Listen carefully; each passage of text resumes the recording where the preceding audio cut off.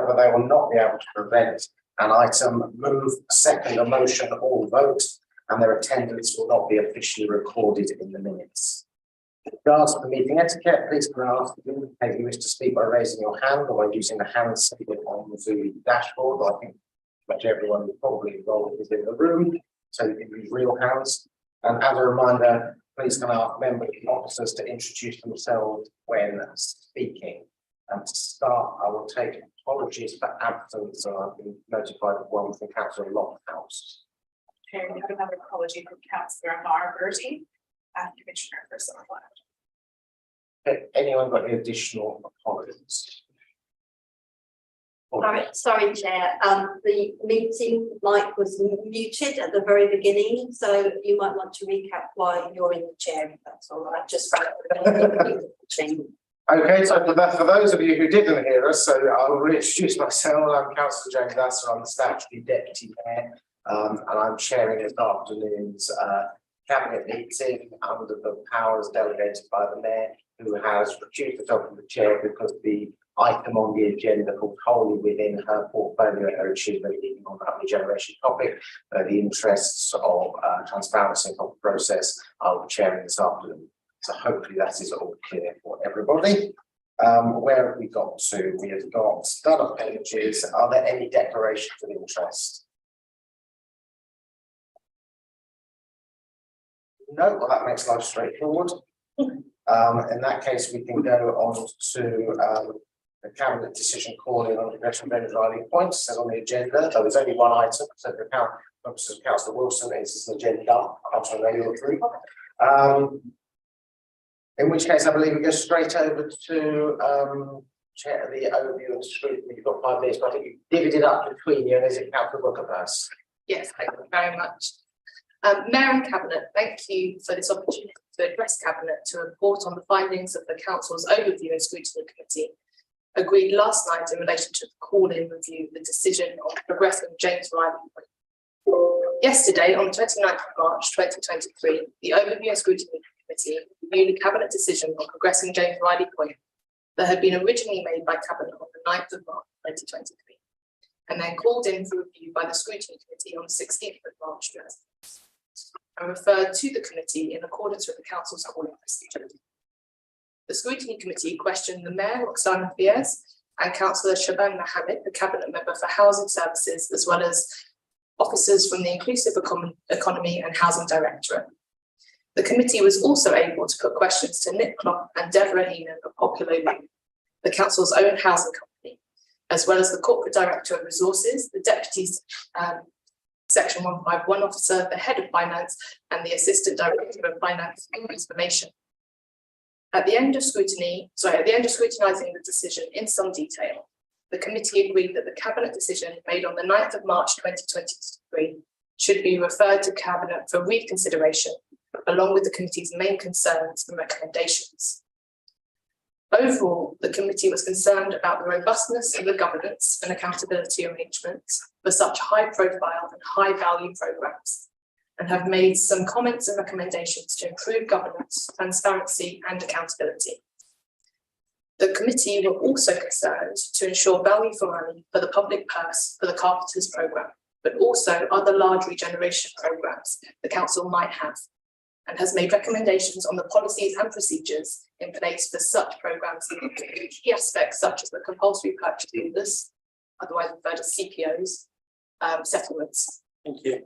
The specific concerns and recommendations the committee has agreed are as follows. Number one, that an updated external review be carried out by a suitably qualified accountancy firm of the Carpenter Generation Programme. Number two, that CPO arrangements be value for money, tested for the public purse. The process should be looked at by a suitably qualified accountancy firm.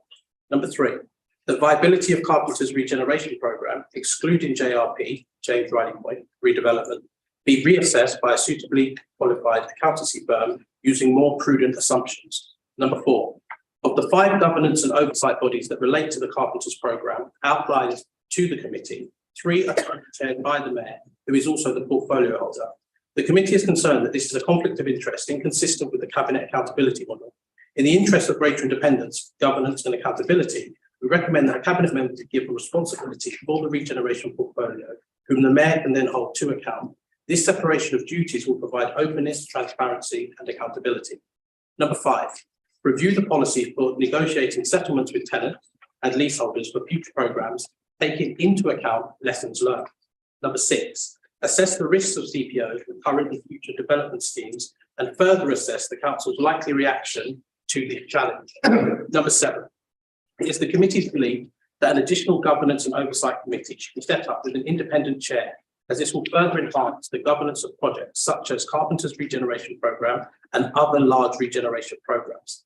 The Cabinet has now asked to review its original decision on progressing James Riley Point, made on the 9th of March, and make an updated decision which takes into account the concerns of the committee and agrees to specific recommendations made. Thank you for your consideration. Okay, thank you both. If what our questions are, then go to clarify. Yes, Chair. In terms of the matter before Cabinet today, obviously the calling has been sort of validly accepted. It was considered by Overview Scrutiny last night. Cabinet needs to consider the recommendations put forward by Overview Scrutiny and decide whether to confirm the decision or amend it as they think appropriate. That's the general position in terms of what Cabinet needs to do today. In relation to, did you want to deal with each one or did you want to take those? I think we've got, for looking at the recommendations, they come, there are 7. Yeah. And I think looking for ease and clarity, we can group these in a way that makes sense in groups. And looking at them, I think the ease of this, 1, 2 and 3 should be grouped together. 4 and 7 should be grouped together. And 5 and 6 should be grouped together, and I think they're broadly similar topics relating to kind of financial arrangements and on the first bit, the governance arrangements and portfolio stuff, and then sort of review it. That are kind of broad and makes sense to everyone. I can see Chair's Scrutiny nodding. That's good. We're all clear to everybody. Any questions at that point in the process? No, everybody's happy with that. Okay, well in that case, I'll take them in that order. So if we go through and look, 1, 2 and 3, but I wonder if I can bring in officers of this just to go through it. I think obviously there's been a couple of weeks of cabinet meeting just to go through the process of getting to this point. So I think I bring in a corporate director of resources and the corporate director of inclusive economy and housing. I don't know which one was good first. I mean, I would just briefly like to talk to items 1, 2 and 3. I would say just before something I should have said, members should know there are exempt appendices. So if you are asking questions, please remember that if you're looking at the exempt, you have to do that without the press and public. So sorry, I should have mentioned that earlier. just to say that from the delivery side, the team are confident that the cost increases that we set out are both legitimate and necessary for the scheme. As we highlighted yesterday, that the scheme is valuable for money compared to alternative options for regenerating or re-providing housing at James Riley Point, and that the scheme is financially viable. We work closely with finance colleagues on assessing the financial viability, and I'd like to give Conrad the opportunity to explain that process in a little bit more detail. Sure. So I'm Conrad Hall, Council's Corporate Director of Resources, Section 151 Officer. Just on the financial point and those 3 recommendations, Chair, that we put together, just wanted to emphasise on the 9th of March, Cabinet received independent financial advice from me as Council's Section 151 Officer. Just to be clear, I'm required under the legislation to provide advice to all members of the Council, to the executive. That advice showed that the scheme was viable on the assumptions made, and that those assumptions were reasonable. Very helpful and constructive discussion last night on the 29th of March, and indeed other points. Officers have made it clear that viability is not something that you just test at a single point in time. It's reviewed throughout the programme at key decision points.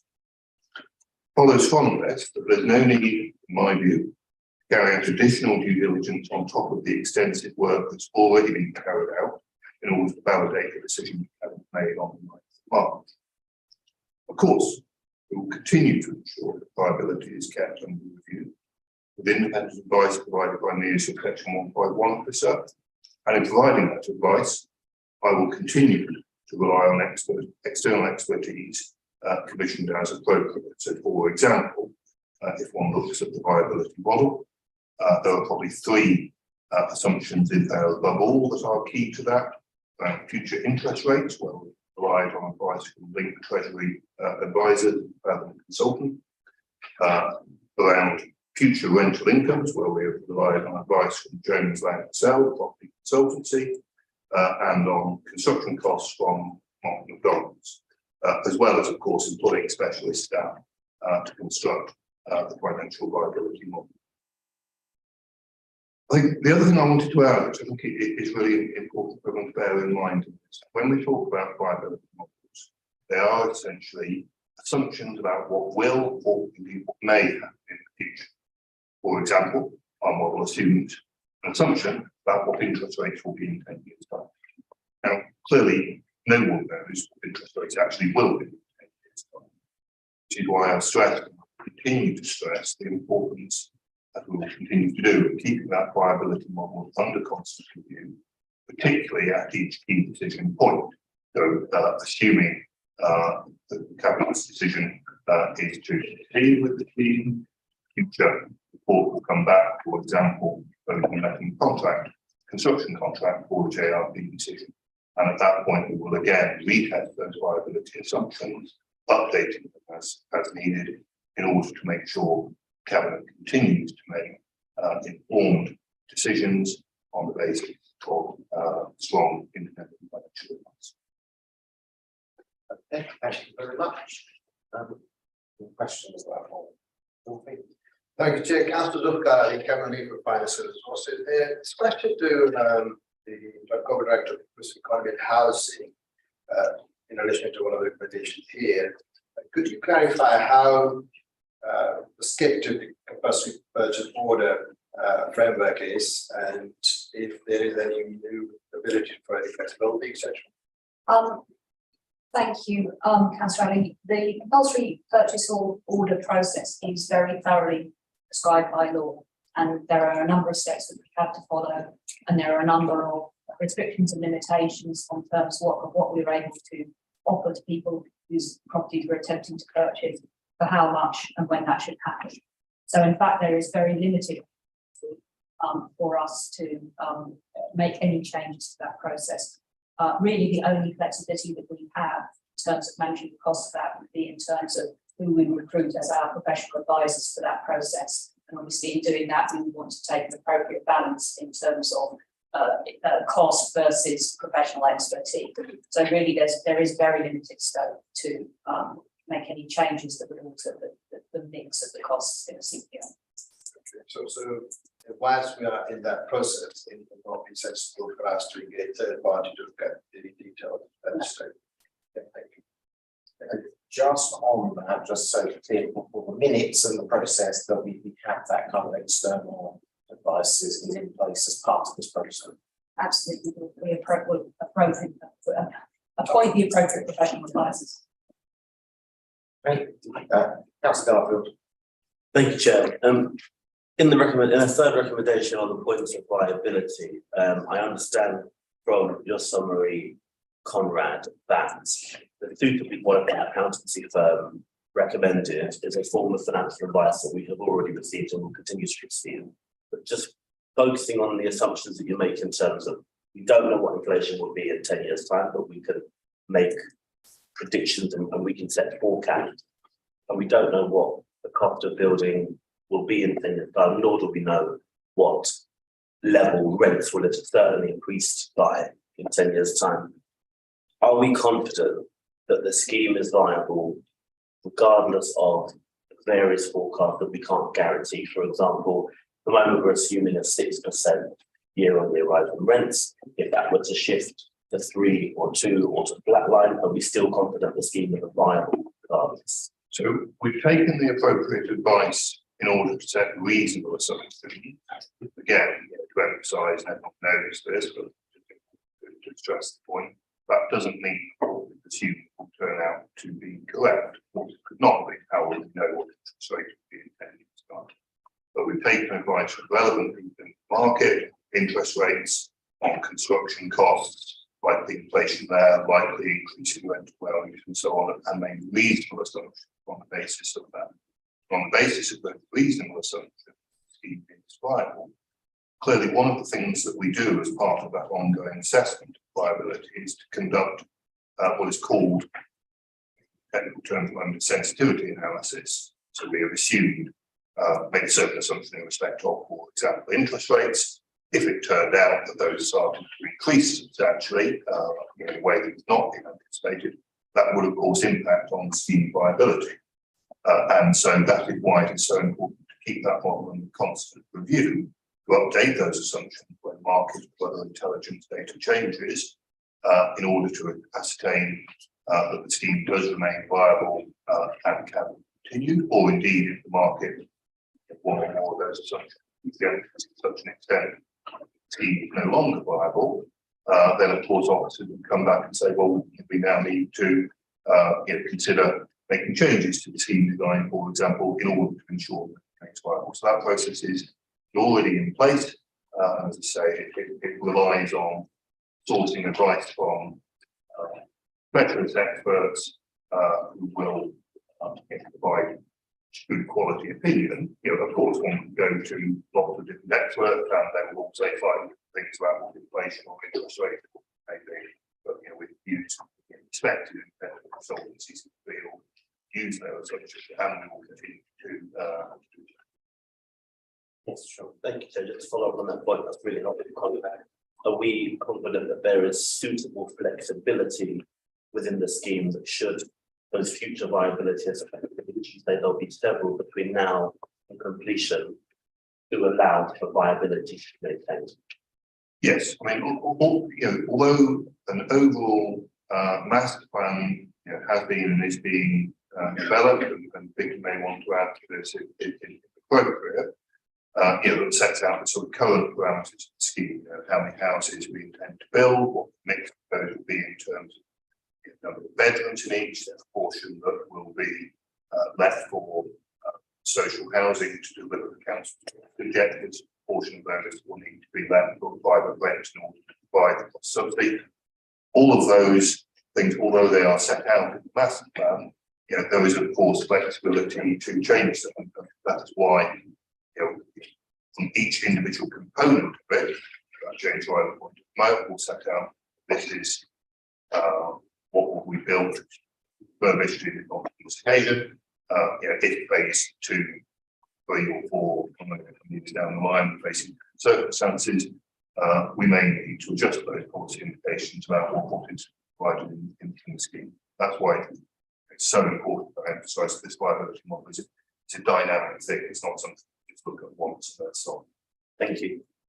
If I may just build on those points, the present position relating to the viability and the properties and states being overall based on the outline master plan is a capture moment in time because of everything that Conrad has said, and he's absolutely right that if at a future point issues of viability based on the subsidy model that we because that's how we've repurposed the council's housing delivery vehicle, now known as popular living.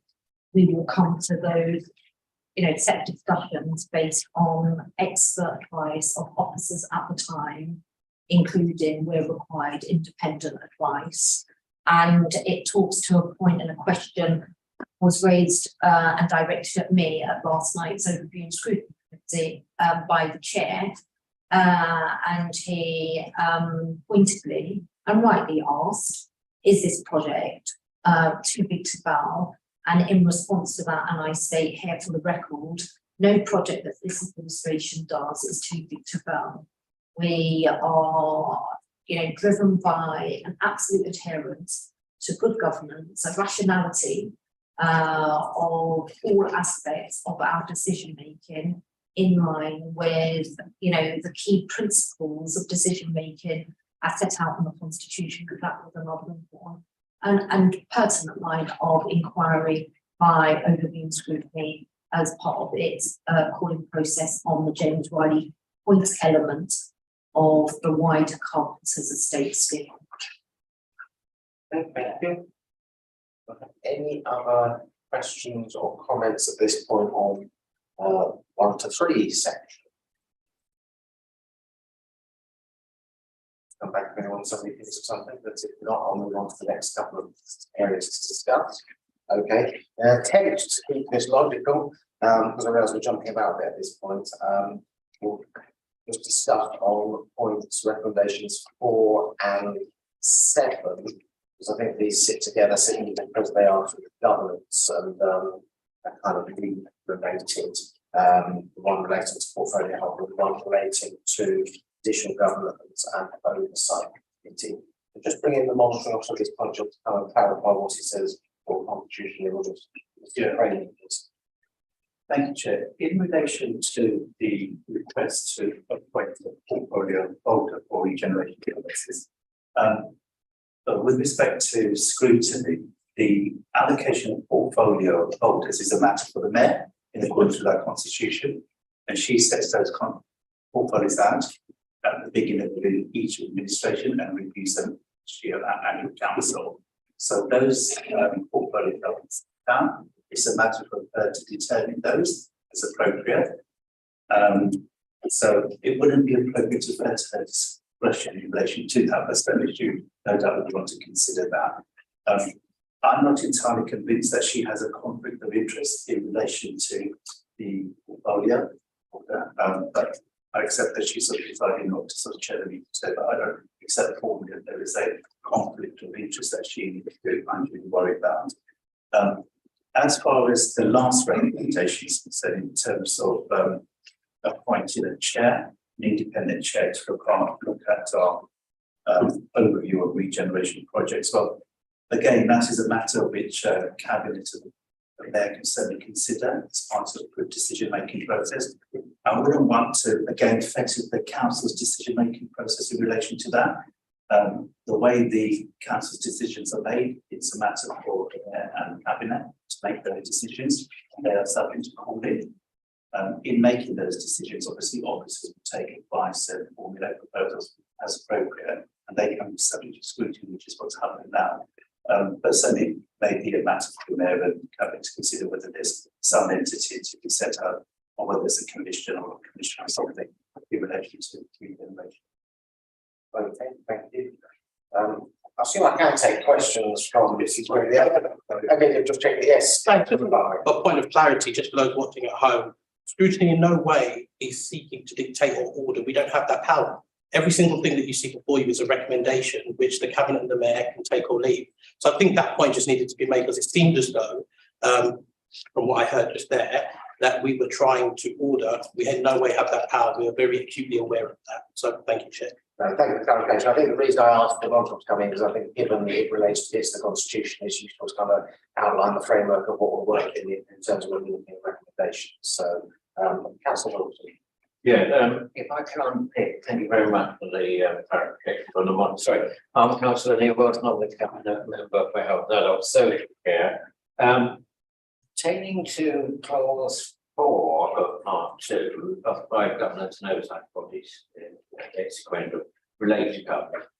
Concerned that there's a conflict of interest. Is in your view, from your professional expertise and legal advice, which are consistent, would be consistent with you as a stakeholder, that there is no inconsistency with conflict of interest in this decision making process. Chair, yes, I think it's important to remind members that the way the council's constitution is currently set up, executive power actually lies in the hands of the mayor. Okay, it's a matter for the mayor how she makes those decisions. Different mayors will make decisions in different ways. Her decision has been to set portfolio holders who lead on matters, and decisions are made collectively by cabinet. But technically speaking, under our executive arrangements, the decision is actually a matter for the mayor. So I don't see a conflict. Can I pursue this line? Thank you. So we have an executive mayoral model. The current post holder of the executive mayor has decided is to delegate authority to people like myself, but obviously there's clear residual overarching in law on powers reside with the mayor. So the locus standi is clearly in an executive position in the form of the executive mayor. So I'm trying to depersonalize this throughout. It's about the legal part. So the second paragraph 2.4 relates to the committees, so that this is a conflict of interest. And it then goes on, which I found interesting, to say, was it inconsistent with the cabinet accountability model? Well, the cabinet accountability model is not, in my understanding, in the constitution. It is something that we're under a constitutional review, so I try to be careful. It's not precluding any other debates that officers or the cabinet may have. We never have about the structures of this council. But the cabinet accountability model refers to our internal arrangements. It is not something that would be deemed to be consistent or otherwise. So I was slightly confused. But would you concur with my analysis, or is there a conflict? Can you unconfuse councillor? Well, it's absolutely right to say that the cabinet accountability model is something that we've set up as part of internal decision making to ensure that there's proper debate and discussion before matters that are formulated then go to cabinet and subject to scrutiny. So that's absolutely right. There's no. And I'm just, I'll come back. I want to keep coming back. I don't want to dominate this because, but it is an important point, and we are in public sector. The cabinet accountability model may mean in other regards several things, but I think it's very clear that we need to put on public record that the cabinet accountability model may be a way of actually easing processes, but not including any role of any individual, particularly not the executive mayoral fund. It is something to assist, not to be a sort of process driven that is contrary to either the constitution or the perception. Because lawyers will spend hours talking about the perception of the conflict of interest as well as the real conflict of interest. I don't think there would be a perceived or other more concrete conflict of interest, because it's my assertion at this point, and I'm just seeking if the monitoring officer agrees with me that the conflict of interest argument would fall because it's an internal arrangement that cabinet accountability point. I don't see any conflict of interest at all as far as the mayor is concerned. Lovely, you are as well. That's sort of reassuring. Councillor Dockman. Yeah, thank you. Just want to stay on the cabinet accountability model. At scrutiny, we actually saw it as a bit of a gold standard of governance, because what was happening and what we saw through the development of it was a way for the executive branch to actually get together and say, okay, what's going on here before it got to scrutiny or before it got to council. And we thought that was a really useful thing. So that's something that we actually thought would be beneficial in this role. In terms of where we were coming at from, it wasn't so much to do with the constitution, because as Councillor Wilson rightly said, that cabinet accountability model isn't in the constitution. It's something you decided to do because you think it's a really good thing and it helps and aids your performance. And what we were saying is that in the sort of sphere of that, we thought it would be helpful if that could play a role in the regen portfolio, and that's where we were coming from. So it wasn't so much to do with the legal aspects of it, but actually the extracurricular things that you do to enhance your performance. Thank you. Okay, I've got two hands. I suspect the mayor is probably going to come back on that, but Councillor Cowley, you want a slightly different, or you want the same topic? A different topic. Right, I'll bring it yours to you on that same topic.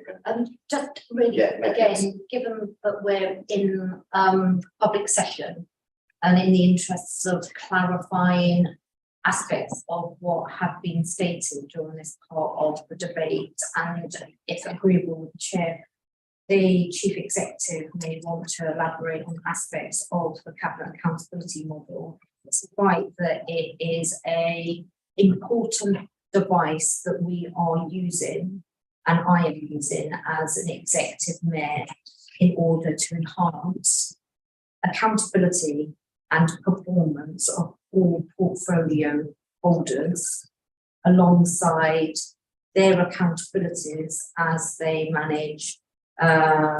If it is the case, they have a deputy or commissioner sitting under their portfolio that they line manage. As it pertains to my portfolio responsibilities as the portfolio lead for inclusive economy and strategic housing delivery, I am subject to a performance scrutiny that is conducted jointly between Sir Lord Kirkslake, who used to be the former head of Whitehall of National Government, a former chief executive of Sheffield City Council, and is well regarded in this sphere. And I'm held to account by both him and by the chief executive. I have no party to their preparation, their planning, what agendas they set. I am required with the corporate director to be ready and prepared for any questions and to be examined. So just to provide that clarity in regards to that. And as I said, if the chair, the chief executive, if it was agreeable to you, may want to add to that. Yeah, I will. As we're in public session, I mean, just to clarify, and obviously all councils are constitutionally will have this government, but there are obviously lots of processes within that in terms of day-to-day working. Best out of any process, and obviously we're just referring to one that people would necessarily know because it's the one we use here. Each council has their own different system, but the chief executive illuminate us on process. Thank you very much, Chair. Yeah, just to add to what Mayor said, just for complete clarity for those joining us online, the cabinet accountability model is one of the methods we have around the performance management of our organisation on a day-to-day level. And the other of the process that we go through really is to track the corporate delivery plan, which is building a pyramid, which we agreed last year at cabinet, but also to look at the outcomes of the key performance indicators that we also have in our organisation as agreed as part of that performance outcomes framework. The model in itself is really designed to have two factors. The first is to look at the corporate delivery plan and performance, to track that month on month, make sure that things that we said we're going to be delivering are being delivered. The other side to that is looking at horizon scanning, which is strategic planning around the things that we've got coming through the pipeline. So if we have a corporate delivery plan item, which is very clearly going to require a cabinet decision, for example, we're having early conversations to make sure that's on track. All of the governance processes are in place, there's appropriate financing of those arrangements, etc., etc. During the evolution of that model, which did come in sort of last September, October time, we've continued to refine that process. And one of the areas that we make sure we do is make sure we cover all the other areas. So because the mayor has outlined, for the majority of cabinet accountability of meetings, there is a joint chairing arrangement. And that's to ensure that both the executive from the political side and the officers from my head of paid service side are absolutely clear on the direction of travel agreement and the things that we need to do.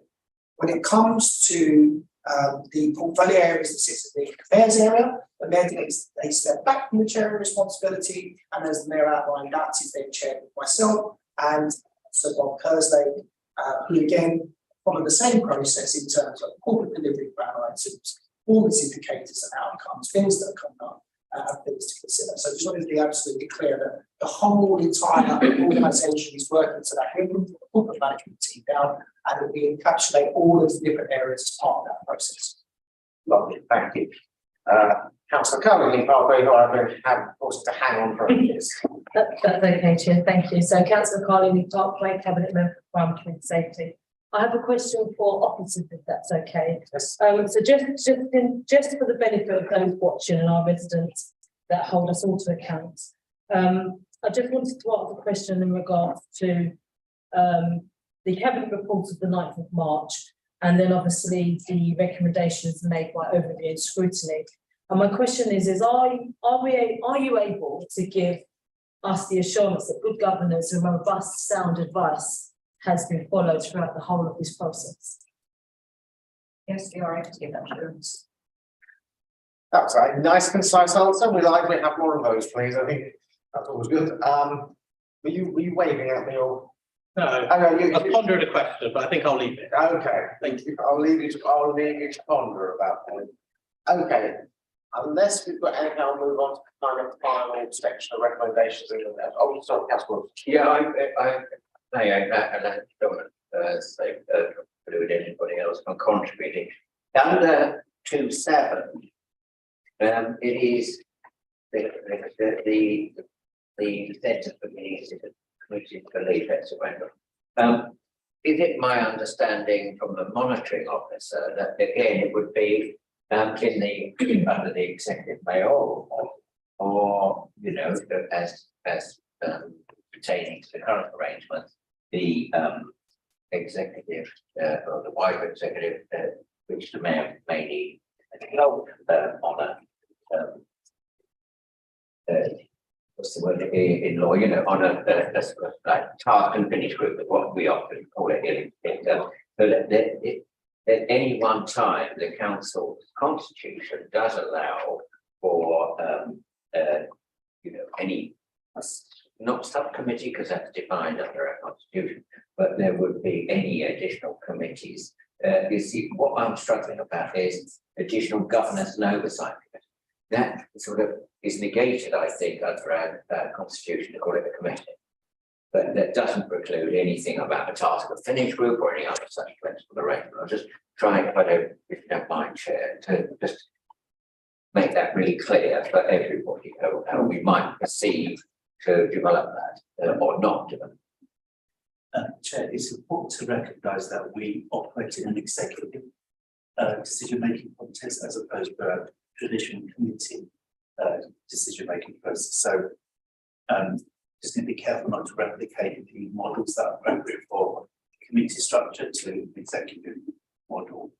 But having said that, it's open to the council as part of its sort of review of government generally to set up whatever forum entities it wishes to as part of improving decision-making process. So there's various ways of doing this. We could set up a commission, or we could call it a subcommittee or committee, which we force into individual portfolio holders or the mayor or whatever. So we can certainly do that. But how will we do it? We can't vet the decision of the council. So the council's decisions have to be made through the mayor, through the cabinet, subject to scrutiny. So I wouldn't want to be in a position, I mean, either of members delegate their responsibility to an external entity in any way. But there's nothing wrong in terms of having an entity or whatever form advise our decision-making process. I think I need to come back to absolute clarity. I think what has just been said to us is that the decision-making process is not to be negated by any such body, which for shorthand might be or may not be set up, but it would be, it had to be consistent with our constitution and would be an advisory, not a determining body in terms of decision-making. The decision-making, we could set up anything at any one time, for instance, under my portfolio, if I just use that as an example, but we may need to liaise with Councillor Carl and I with help us or something.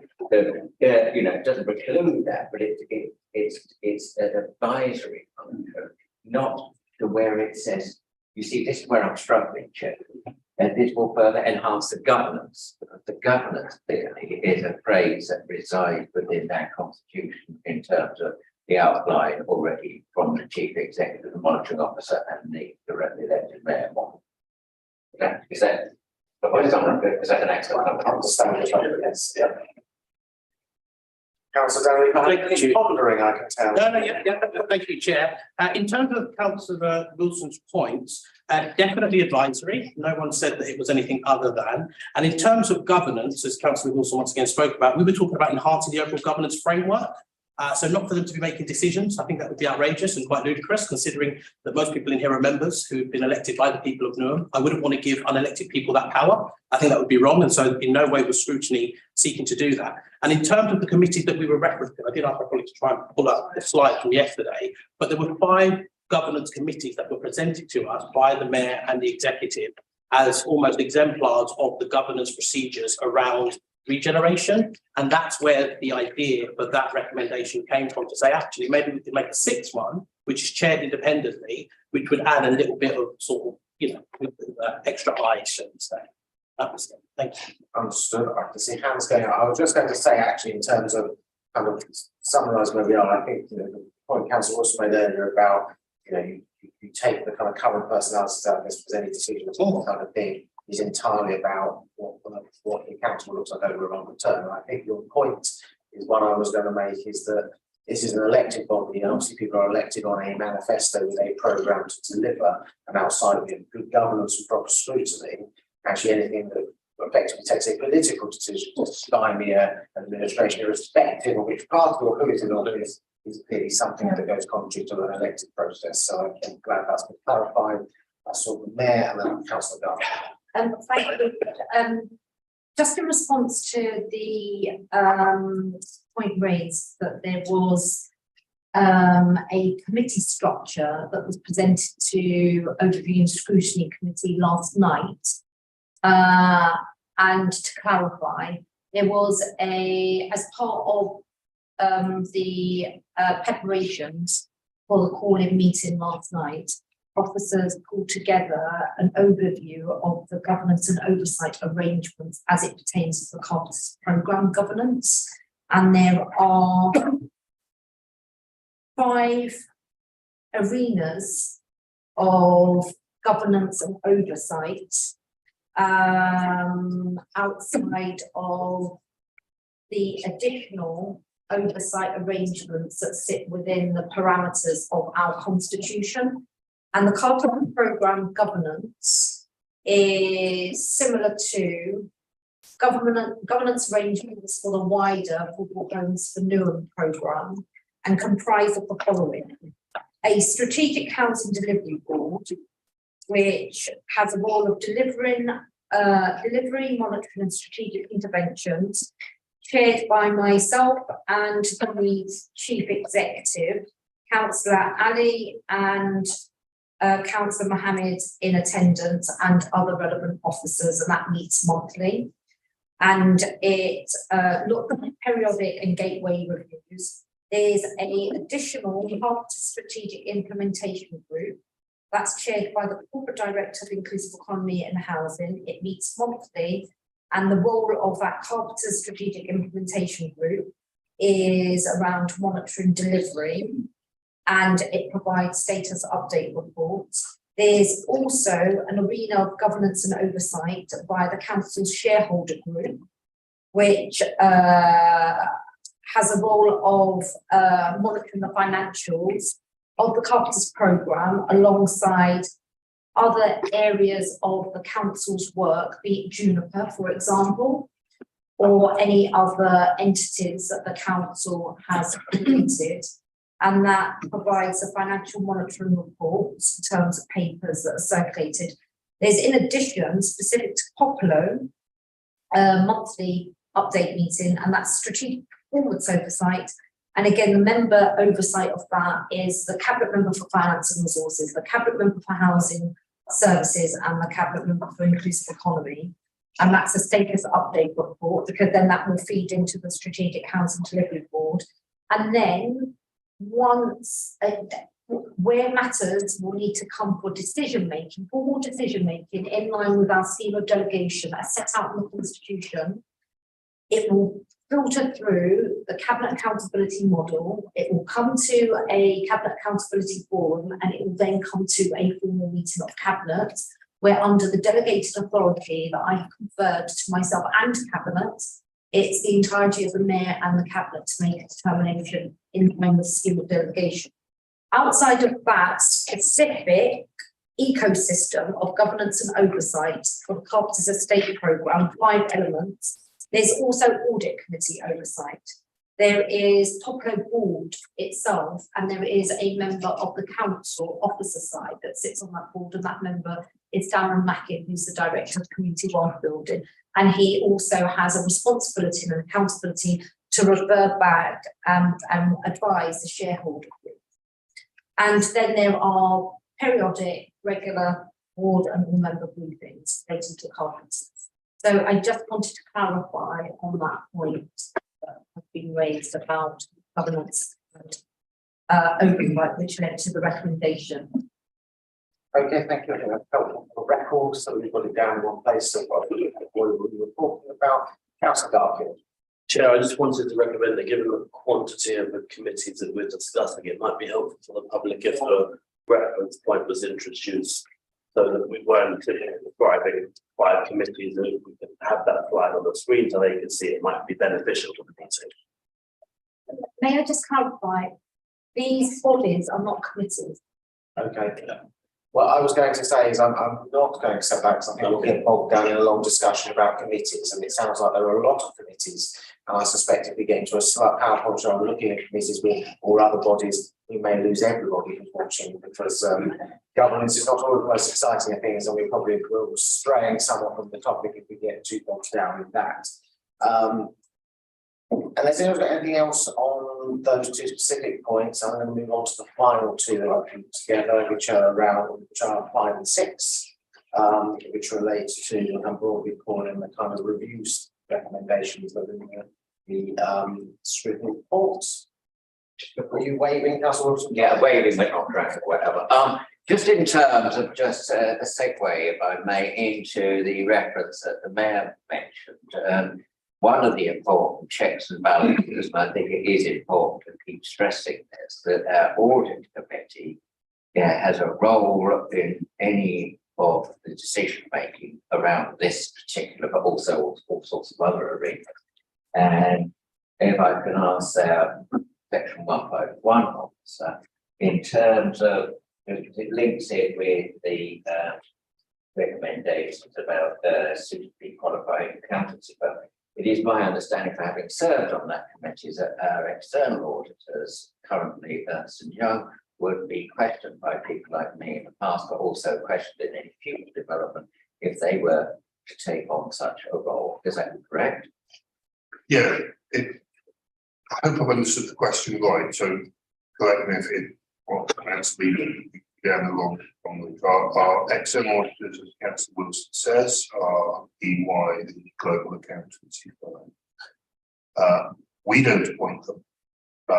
We sign up to an arrangement that the vast majority of local authorities do sign up. Through a body called the Public Sector Audit Appointments Agency. They appoint our external auditor to us, so we don't have that sort of direct relationship with the audit, which has indeed been considered to be part of sort of issuing some of the large private sector payments.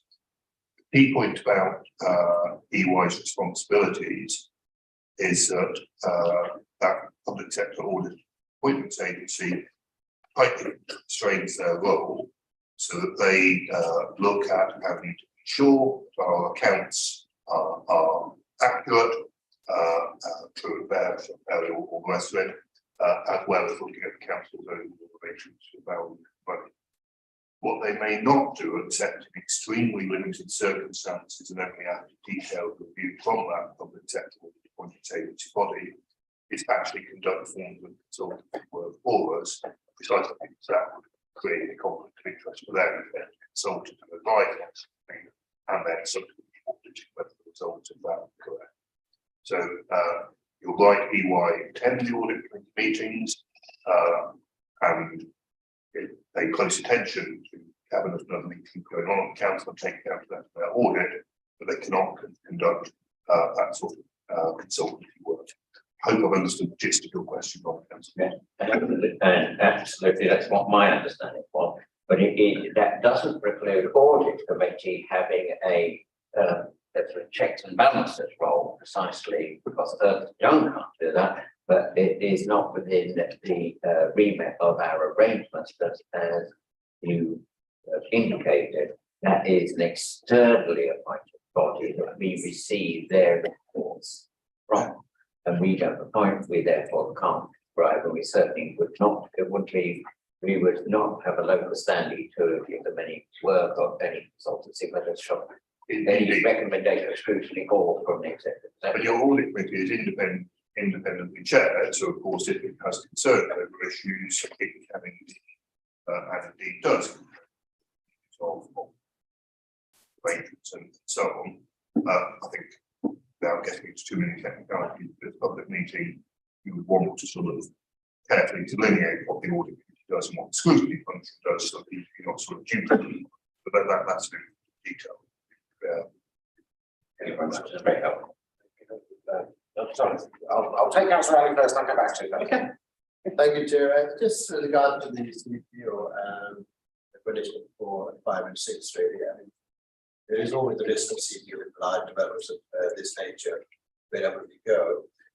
Can I ask Vicky in terms of the policy and from my perspective, I don't think one size fits all. Negotiations could vary depending upon what issues are and how we resolve them, and we tie into the CPA process as well.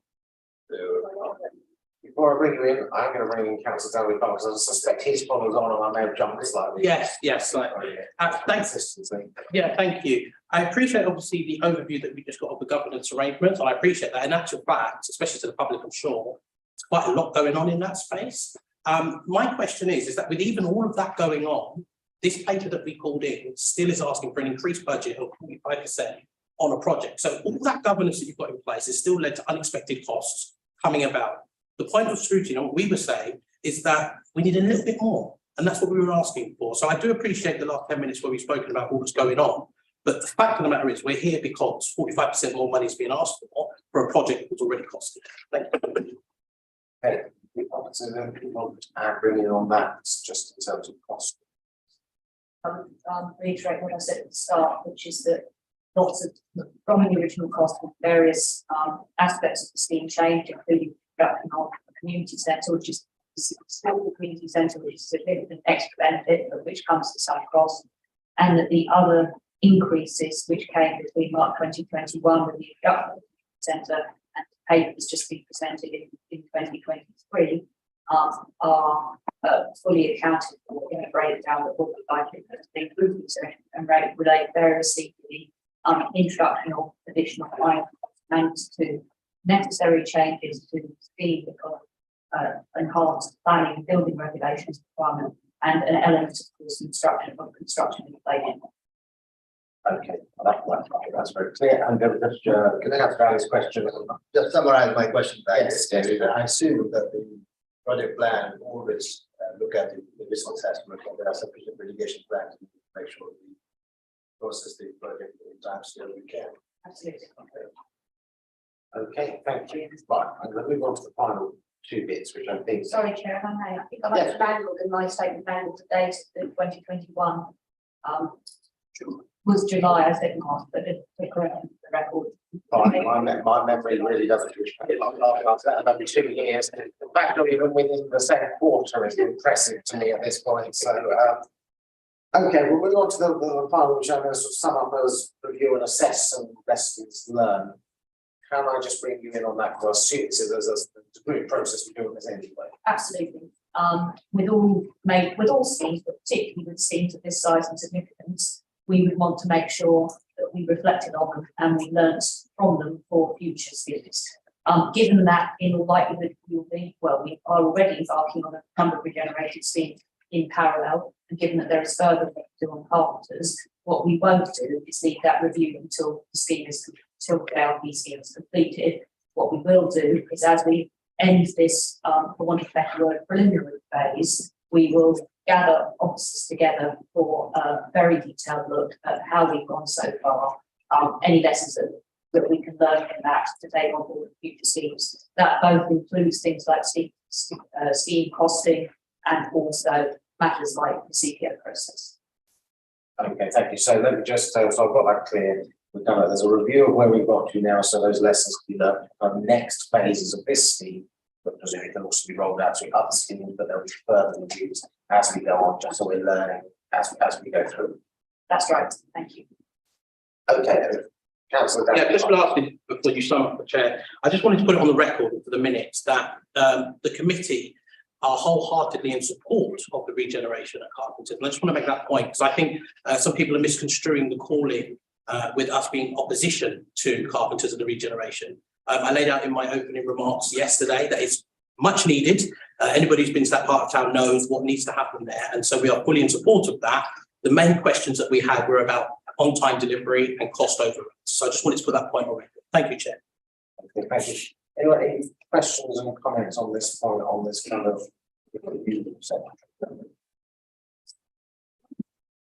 I just wanted to make a general point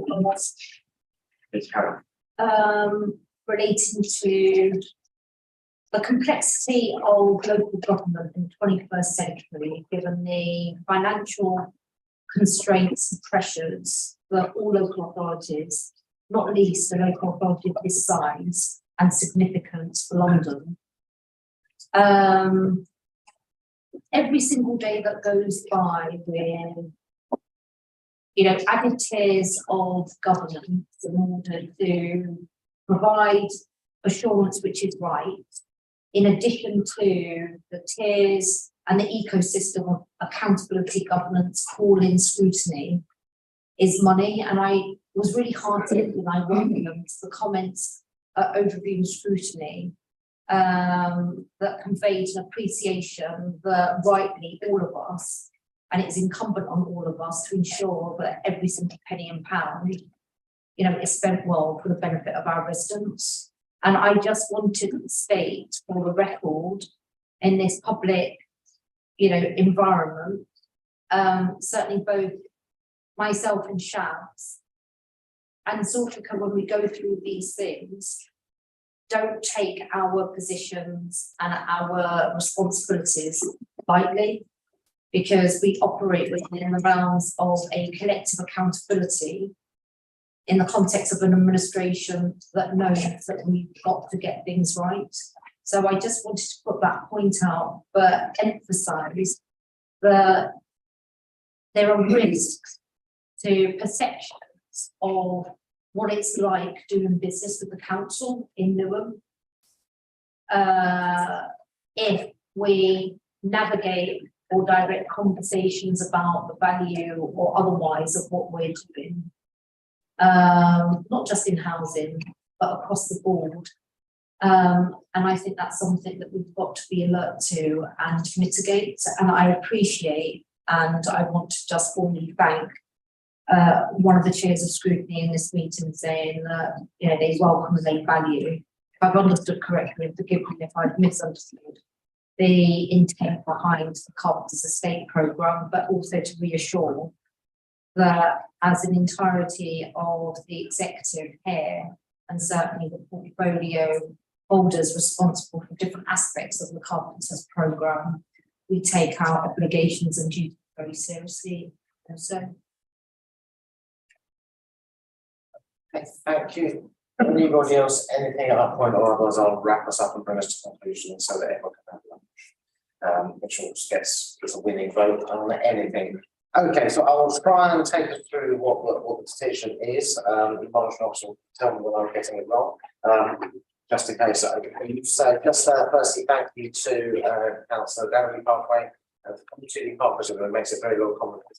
Darrelly Parkway, Councillor Booker, for coming and presenting the opinions report of Overview Scrutiny from their meeting last night. Process we now need to go through it. So I'll read through it. I think it's probably easier then. I hope that clarifies for everyone. So welcome and reflect on the recommendations of Overview Scrutiny. Decide not to accept the recommendations 1 and 2, however, agree to keep the project under review with value for money. So what, sorry, 1 and 3, I can't read the writing here. So for 2, if we've already clarified, is that relates to not to purchase or which we've clarified relates to, sorry, Councillor. But just so that I understand, don't get lost, is there any chance we literally just say like 1 agreed or disagreed so I can clear? But is that all right? Sorry.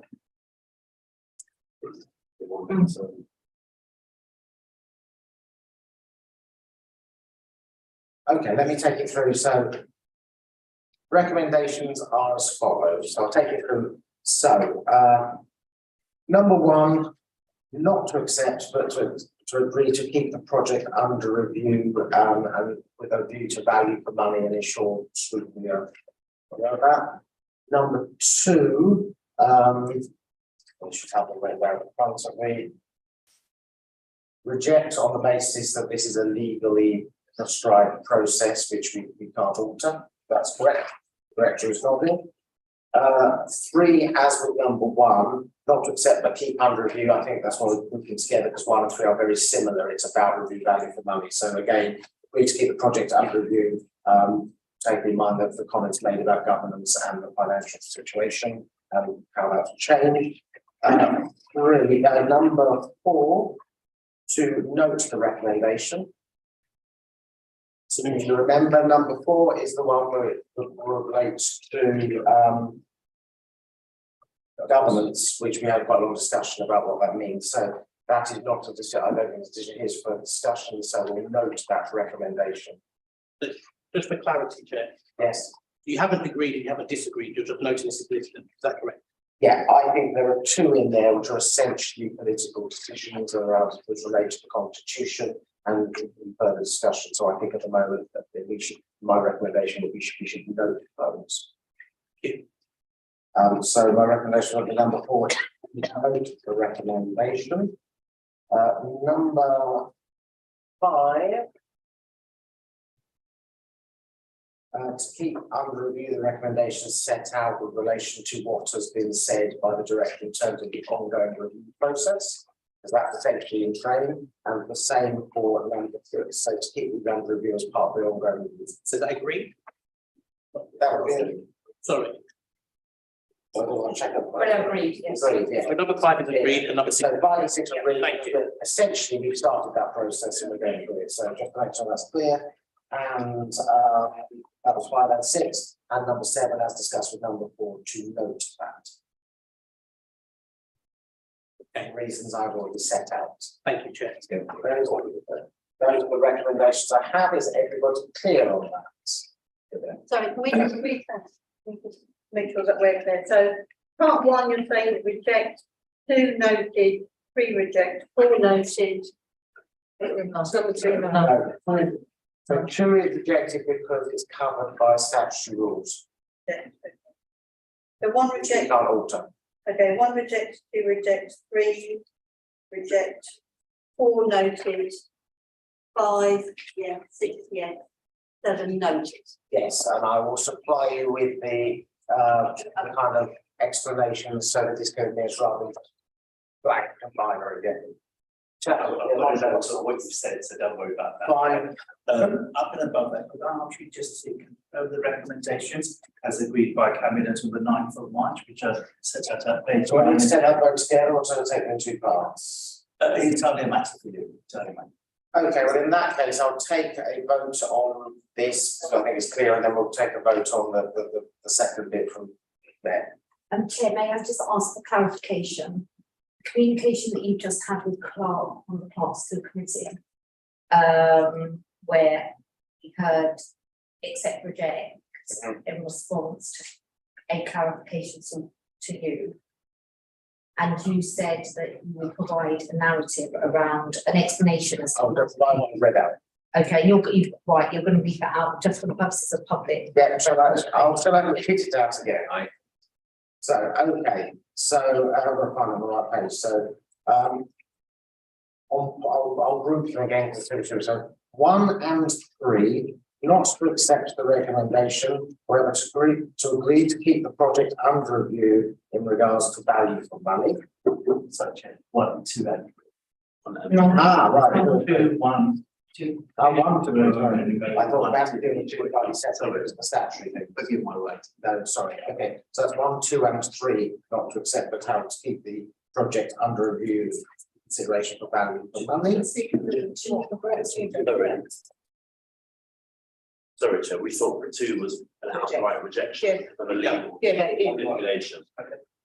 Apparently we're okay, so apparently we're kind of dancing on the head of a pin at this point, so I will. So 2 is a rejection on the basis because of the CPO process. It's that. So 1, reject, I'm gonna go right, nobody's right. 1, reject on the mayor. 1, to not accept the recommendation, have agreed to keep the project under review with regards to value for money. 2, reject on the basis that there was a statutory process around this which we can't alter. 3, not accept the recommendation, whether to keep the project under review for value for money, discussed. 4, to note. 5, to accept. 6, to accept. 7, to note. Is that? Yeah. Pauline is nodding, the clerk is nodding, which is helpful. I've read it out the same with Price.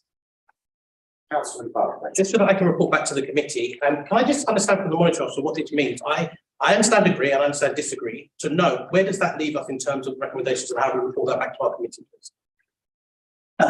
The ones that are rejected are obviously rejected. The ones that are noted is a matter for cabinet to consider over a period of time. So no doubt they will take those matters into account. But the most important thing is that the decision on the 9th of March is being confirmed. Absolutely, and that was what I was making. So in the constitution, is there anywhere that sets out like a framework or a timeline for decisions that are noted from calling? No, as you know, we are undertaking a review of the constitution generally. So we will take into account general principles about sort of governance in relation to that context around sort of portfolio holders, decision making, and any committees or any commissions in relation to that. So as it stands today, here, there's no timeline or any specific. So cabinet are noting it at some distant point in the future. That's what I say.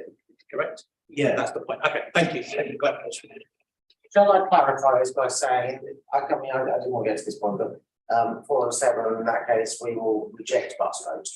Would that be clearer? That's much more. Thank you. Yes. That's clear. Thank you.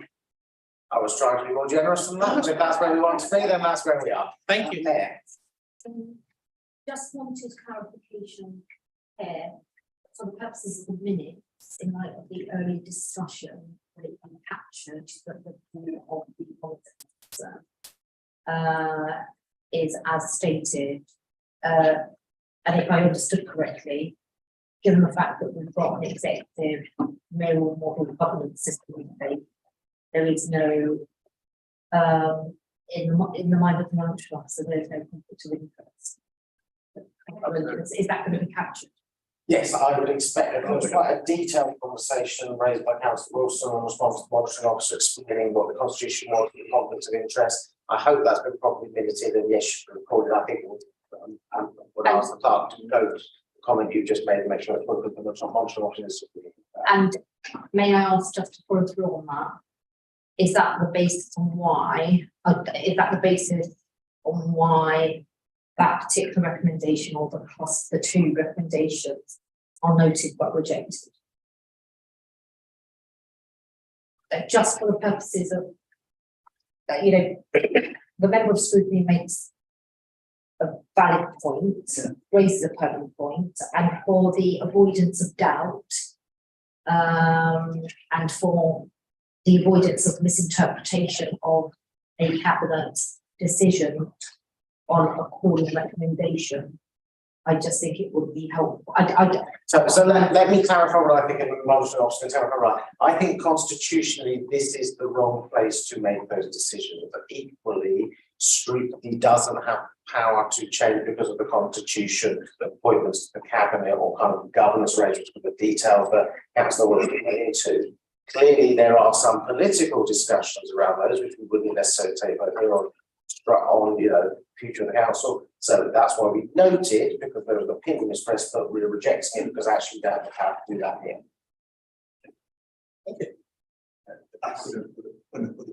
There we go. That's fine. Councillor Garfield, then I am going to go to a vote. Thank you, Chair. Forgive me, but I had a slightly different understanding as to the reasons that we were noting 4 and 7.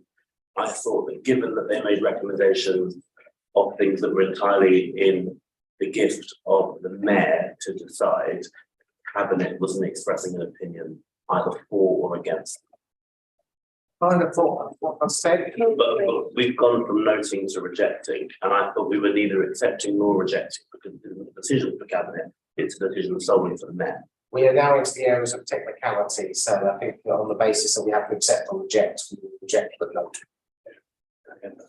Yeah, for the reason I should clarify.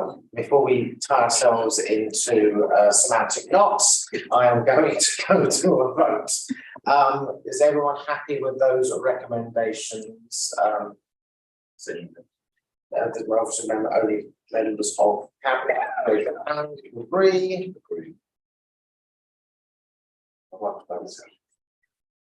I may Yeah, check. I know, I guess. Anyone against? Abstentions? We'll agree by one abstention if you've got that card. Okay, I now have to take a second vote, and this is related to the paper on the 9th. That's right. To reconfirm the agreement there. Okay, do I need to read all this out? No, Or just take it as read? Under 9, those papers. So, yeah, so the recommendation, so this is for the cabinet paper on the 9th of March. It's the recommendation set out in section 2.1 to 2.7 on large pages 9 and 10. This is the agreement we made at that point.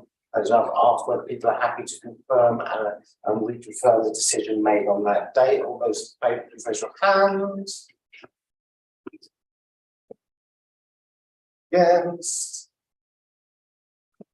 That's down the start.